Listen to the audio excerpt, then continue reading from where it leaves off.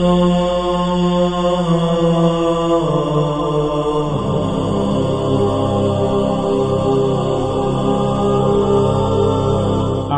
باللہ من الشیطان الرجیم بسم اللہ الرحمن الرحیم وبہ نستعین وہو خیر ناصر ومعین والصلاة والسلام علی رسولہ الکریم وآلہ الاطہار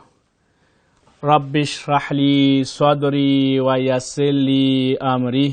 واحلل عقدۃ من لسانی یفقہوا قولی۔ مومنین اکرام، جیسا کہ آپ کے علم میں ہے کہ اس سیگمنٹ میں احکام فقہی بیان کیے جاتے ہیں، اور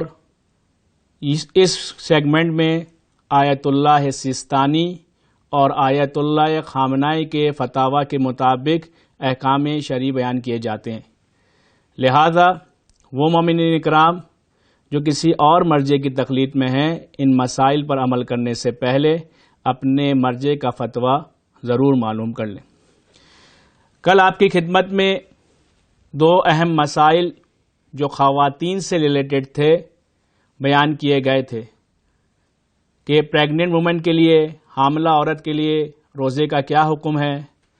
یا وہ عورت جو اپنے بچے کو دودھ پلاتی ہے، فیڈنگ مدر ہے،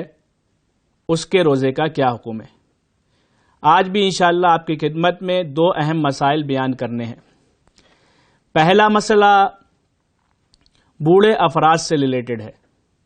کہ آیا بوڑھے افراد کو بھی روزہ رکھنا ہے یا نہیں۔ تو دیکھیے، آیت اللہ سیستانی کے نزدیک بھی اور آیت اللہ خامنائی کے نزدیک بھی دونوں کا مسئلہ ایک ہی ہے، یعنی یہاں پر فتوے میں اختلاف نہیں ہے۔ اور وہ مسئلہ کیا ہے؟ محض انسان کا عمر رسیدہ ہونا،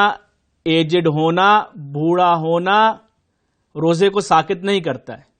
یعنی ہو سکتا ہے کہ ایک شخص کی عمر بہت زیادہ ہو، ایجڈ ہو، لیکن الحمدللہ جسمانی طور پر صحت یاب ہو، فزیکلی فٹ ہو، اس کو کوئی بیماری نہ ہو، میڈیکلی کوئی ایشو نہ ہو، تو صرف اور صرف اس کا بوڑھا ہونا اسے روزے کو ساقط نہیں کرے گا، بلکہ اس نے روزہ رکھنا ہے۔ لیکن اگر بوڑھے ہونے کی وجہ سے اب اس جسم میں وہ توانائی نہیں رہی، بہت زیادہ جسم ضعیف ہو چکا ہے، یا بیمار رہتے ہیں،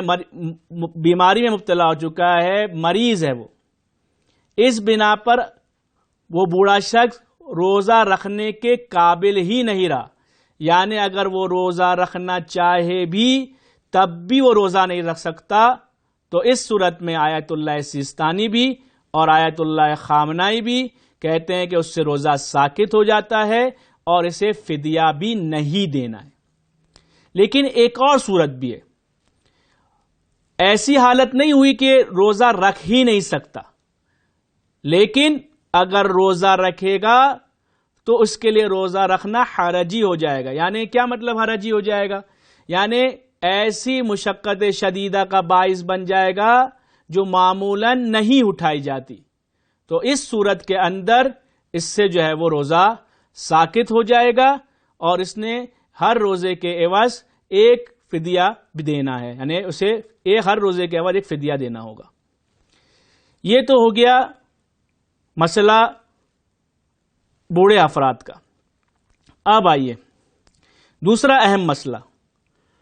وہ افراد جو معمولاً ایسی بیماری میں مبتلا ہے جو سالوں سال رہتی ہے، پورے سال رہتی ہے، مثلاً ہارٹ کے پیشنٹ ہو گئے ہیں، یا وہ شوگر کے پیشنٹ ہیں، یا مثلاً ان کو بلڈ پریشر کا مسئلہ ہے، یا کوئی اور بیماری، اور وہ بیماری ایسی ہے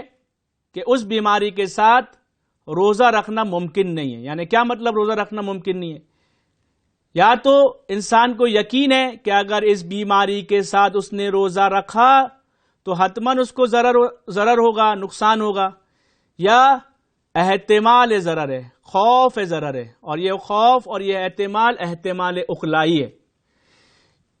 یا نہ یقین ضرر کا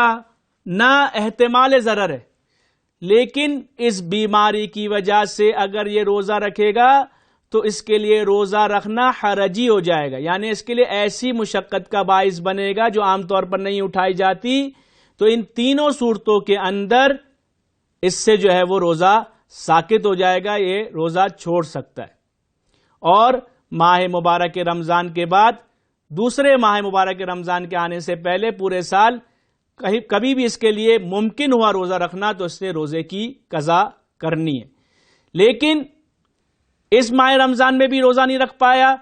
اور رمضان کے بعد دوسرے رمضان کے آنے تک پورے سال بھی یہ عذر شرعی اس کا باقی رہا، یعنی پورے سال بھی یہ بیماری باقی رہی، وہی ضرر کا یقین ہونا، احتمال ضرر کا ہونا یا حرجی ہونا باقی تھا، تو پورے سال اسی وجہ سے وہ قضا بھی نہیں کر پایا اور اب دوسرا رمضان آ گیا. تو اس صورت میں جیسے ہی دوسرا رمضان آئے گا اس سے قضا پچھلے رمضان کی ساقط ہو جائے گی اور اسے ہر روزے کے عوض ایک فدیہ دینا ہوگا، یعنی ایک مطعم، یعنی 750 گرام جو عام طور پہ چیز کھائی جاتی ہے ایک شریف فقیر کو دینا ہوگی. وَمَا عَلَيْنَا إِلَّا الْبَلَاغُ الْمُبِينُ.